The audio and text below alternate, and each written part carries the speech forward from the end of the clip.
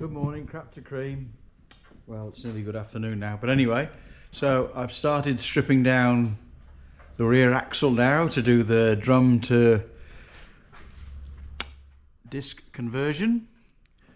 So you'll see that I've taken some bits and pieces off here. The brakes on this car squeal horrendously, so I know that fixing this will. Well, gonna go down there and get that split pin out, and then I can take the hubs off. I've disconnected, as you can see, I've disconnected the handbrake cable. That's up here, but I have to go inside to undo that nut that's down the back of there somewhere. So I've got to go and do that after I've hit my head on the bottom of the car. Ow.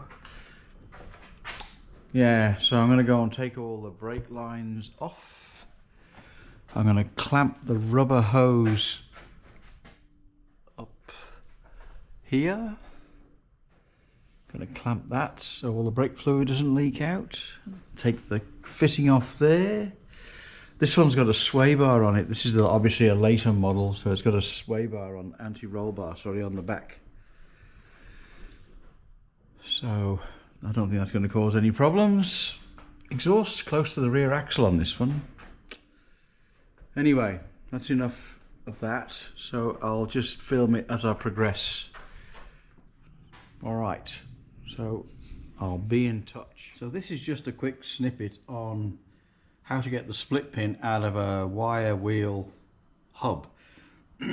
So when you put the car together, it's so easy just to get a screwdriver and just punch the split pin in. But then when it comes to the time like now, when you need to get the hub off, it's very difficult to get that split pin end that you punched in back to level so you can pull the split pin out. So what I do is I've got a little pick with a hook on the end of it, and I put that down the back of the split pin like that.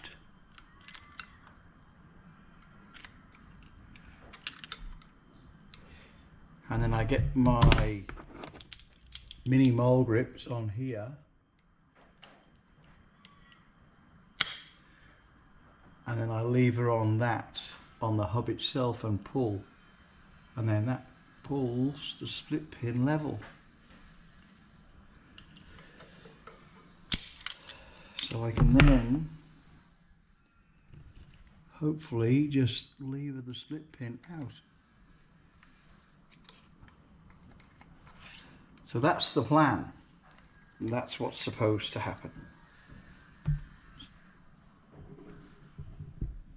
So with a little bit more messing around with a pin, with a screwdriver and the pick and the mole grips, they have to be mini mole grips, and because the shaft is hardened on here, it sort of spins on here, but if you pull on the handle, typically it pulls the handle off the stem, so that doesn't typically work. So anyway, with any luck now, I should just be able to pick the split pin out. There you go, split pin removed. So now I just undo the nut and take the hub off. So yeah, just a little bit of a thing that I found that was a bit easier. You know, you don't think about it when you're trying to put everything together, because you think, oh, I'll never take this apart again. Unfortunately, you do.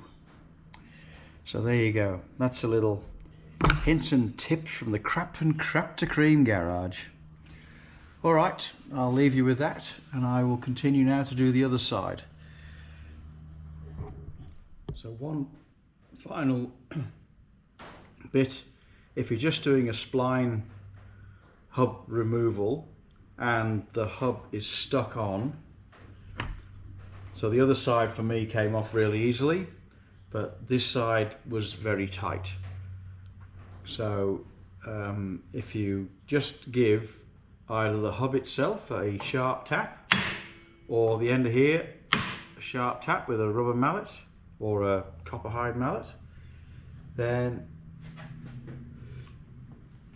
it'll come off relatively straightforward. There you go. Hub removed. So now I've got the bearing cap or bearing retainer off. Now remove the bearing from the axle, and to do that I use a slide hammer. So I have my trusty little slide hammer here, and hopefully you can see the end on that. So I'll put the nut back on here, and then I just simply put that on the back of the nut, and just nice and gentle, and the bearing just magically removes itself. There you go. That's how I do it on the car. Slide hammer, little like tool like that, whatever you call it. It's got a bit of a lip on it, and then I just put it on there, and out she comes. Nice and easy. So I'm here now in the bottom shed doing the prep work, changing the wheel bearing, rear wheel bearing. So I've changed the bearing. I wasn't shy knocking it off, and I was quite shy putting it back on again. Hit the outer race with this one, only hit the inner race with this one when you're putting it back on again. And I use a stainless steel drift because it doesn't slither. So a lot of people believe that if you use a copper drift, you know, it's easier on the bearing, whatever, but copper tends to splinter and you end up with copper shavings in the bearing. So I always use a metal one, either a chisel, which sounds really rude and crude and everything else, but typically I use this to put the wheel bearing on, and then a copper hide mallet or a hammer, depending on which way I'm doing it.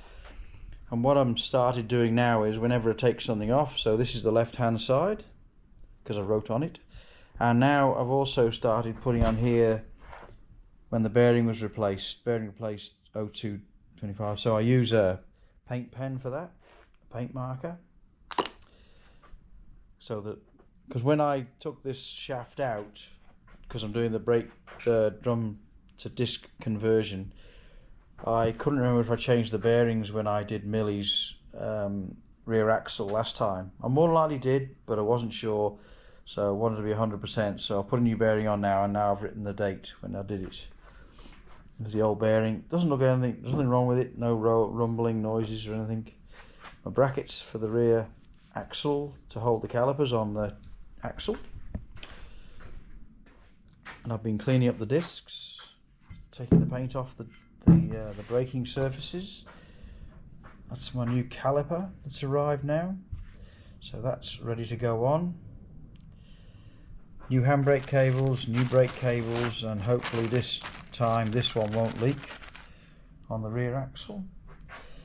I think that's about it just down here. What I'm doing today, it's going to be like 40 odd degrees outside, so I won't be doing much work in the shed today. So there you go, that's that, where I'm up to right now. So I'm up here this afternoon. I've fitted the new bearing onto the half shaft. The half shaft is now back in the axle, and I know there's various ways of doing this, and but I prefer to hammer the outer race in.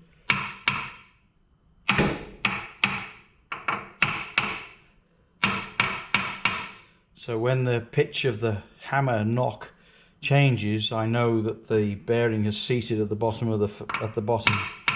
So that's that done. Now when I did the other axle on my other MGB on Rose, I had a bit of a problem. So this goes on fine, right, and that's no problem.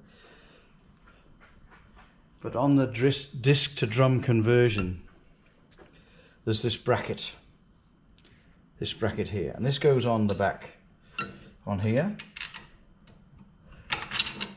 like so.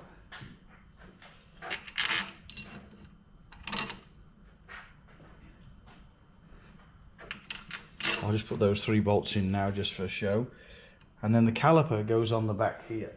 So this is the caliper, and the bleed nipple points up. So now with this one, I think I can show you, the handbrake fitting hits the spring. So I spoke to Frontline about this, and Frontline came to the rescue, and they have now designed a bracket that has this mounting plate here kicked up, so that it's up here rather than down on there. So it's roughly in the same place but a little bit further up. So this is, yeah, it's a relatively minor problem now that I know what the solution is, but when I found the problem in the first place, I was trying all sorts of ways to fix it and I couldn't. So anyway, that's what the problem is, and Frontline have been their usual efficient self and are going to send me 2 new brackets, which have got slightly kicked up at the back. So that's no problem at all. So I'll post this video now. So yeah, this is all pretty straightforward from here.